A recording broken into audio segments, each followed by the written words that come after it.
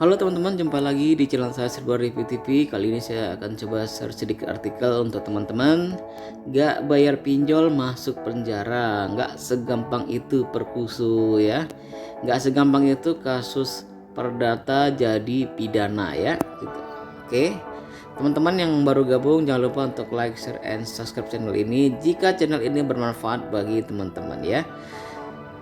Layanan pinjaman online pinjol legal bisa digunakan masyarakat sebagai alternatif mendapatkan pinjaman. Lantas bila tidak mampu bayar tagihan, adakah ancaman penjara? Kayaknya sih enggak ya gitu. Selama ini sih sampai sejauh ini belum ada ya.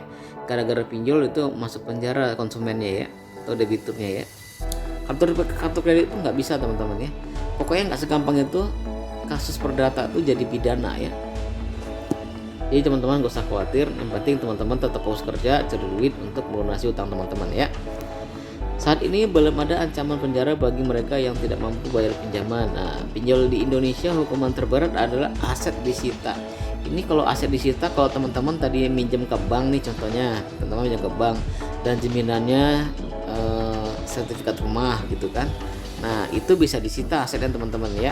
Cuman kalau kayak pinjaman pinjol, kartu kredit atau yang berupa jaminan cuman KTP aja gitu ya, cuman data-data pribadi aja, nggak ada aset, itu aset teman-teman nggak bakal bisa disita teman-teman ya, karena nggak ada perjanjian sita aset dan sertifikasi. Kayak kalau ke bank, kalau tadi teman-teman jaminannya mungkin ada aset rumah, sertifikat rumah, itu aset teman-teman bisa disita dan bisa dilelang nantinya ya gitu ya. Kita lanjut. Dan tidak bisa lagi meminjam di pinjol ilegal dan perbankan ya. Hal ini tentu cukup menyusahkan karena akses untuk mendapatkan pinjaman sudah tertutup semua. Berikut masalah yang kamu hadapi bila tak bisa bayar utang pinjol legal di Indonesia. Jadi teman-teman, kalau untuk masalah pinjol legal ini kayaknya nggak masuk slik OJK deh ya. Selama ini lancar-lancar aja ya, kayak teman saya juga ada kayak itu, dia kemarin ngambil motor padahal kredit di kredit di pinjolnya itu para banyak yang macet gitu ya, tapi tetap dia bisa dapat kredit motor gitu ya.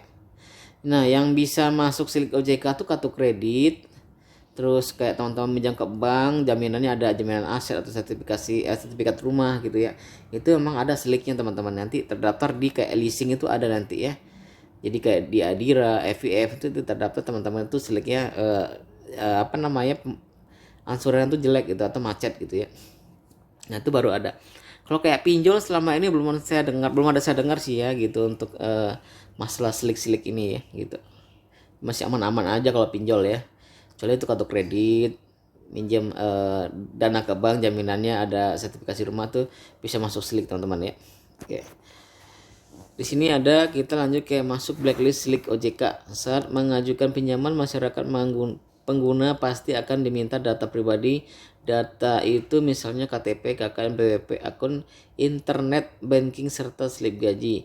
Cara ini untuk perusahaan pinjol dapat mengetahui identitas diri nasabah seperti nama lengkap, alamat rumah, pekerjaan, alamat kantor, nomor kontak, dan orang terdekat. Ini sih standar ya, standar peraturan mereka mau begini teman-teman ya. Tapi kemarin jarang juga sih yang minta slip gaji gitu ya gitu. Yang penting ada KTP aja sama foto gitu, kayaknya begitu deh ke pinjol. Jika tidak mampu melunasi pinjaman, harus siap data pribadi dilaporkan ke OJK serta masuk daftar hitam layanan pinjaman. Kalau sebelumnya ada BI Checking, kini daftar hitam sudah digantikan dengan sistem layanan informasi keuangan slik OJK ya. Kemarin sebelumnya kan BI Checking ya, sekarang jadi slik OJK. Oke. Teman-teman, kalau data teman-teman itu harusnya di-share oleh si pinjol ini harusnya ke slik OJK, bukan ke media medsos ya. Kalau data-data teman di-share ke media medsos, teman-teman bisa laporkan ya. Itu bisa aja melanggar undang-undang ITE ya. Undang-undang ITE ya. OJK menjelaskan slik adalah catatan informasi terkait riwayat debitur bank dan lembaga keuangan lainnya, terutama informasi mengenai lancar atau tidaknya pembayaran kredit tersebut ya. Nah, catatan debitur di slik dikumpulkan dari hasil saling dipertukarkan antar bank dan lembaga keuangan. Informasi yang dipertukarkan di antaranya identitas debitur anggunan atau pemilik dan pengurus yang jadi debitur, jumlah pembiayaan yang diterima, dan riwayat pembayaran cicilan kredit dan kredit macet ya. Jika masuk daftar hitam itu, Anda akan mendapatkan masalah hingga tak bisa lagi mengajukan bantuan keuangan dari lembaga keuangan. Pastikan skor kredit positif dengan membayar tagihan dari layanan pinjaman apapun secara tepat waktu.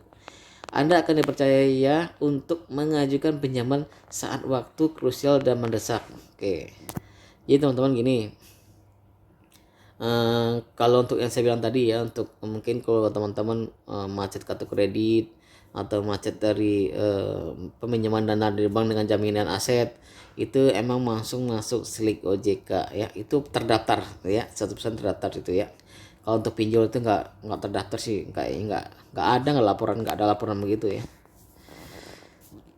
Denda dan bunga yang menumpuk. Nah, ini risiko selanjutnya teman-teman ya. Kalau teman-teman memang telat bayar atau mungkin galbay gitu ya. Denda dan bunga yang menumpuk. Saat telat membayar pinjaman, Anda harus membayar denda. Beban ini akan terus menumpuk dan membuat utang menjadi makin banyak. Selain itu, bunga yang dibebankan juga tinggi. Nah, tidak butuh waktu lama hingga jumlah pinjaman menjadi membengkak sebesar dan mustahil dilunasi. Salah satu solusinya mungkin bisa mengajukan keringanan bunga atau memperpanjang tenor. Lah, panjang tenor, bunga tambah panjang tambah gede juga teman-teman ya. Dengan begitu nominal cicilan menjadi terjangkau dan mungkin untuk dilunasi. Nah, sebagai informasi, berdasarkan aturan OJK, bunga dan denda keterlambatan yang dibebankan maksimal 0,8% per harinya. Jadi kalau teman-teman, kalau bunga itu cuma 0,8% itu standar peraturan OJK ya, maksimalnya ya. Kalau ada yang melebihi 0,8 berarti mereka itu tidak menuruti aturan OJK teman-teman pinjol tersebut ya.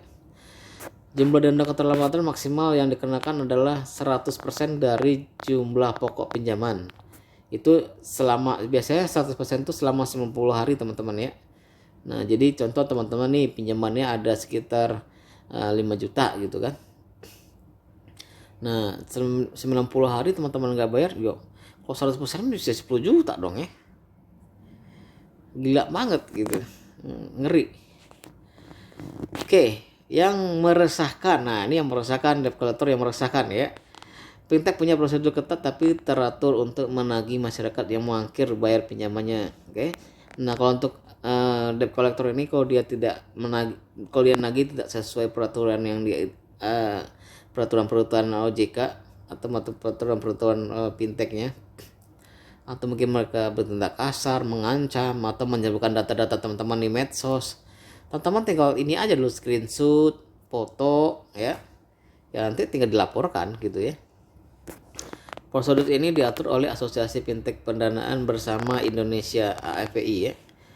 Proses awal penagihan akan diingatkan melalui SMS, email, dan telepon. Jika tak kunjung bayar, maka tim collection akan melakukan penagihan ke rumah pinjaman atau menghubungi orang terdekat. Jika terus terjadi, maka akan mengganggu aktivitas sehari-hari Anda dan orang sekitar.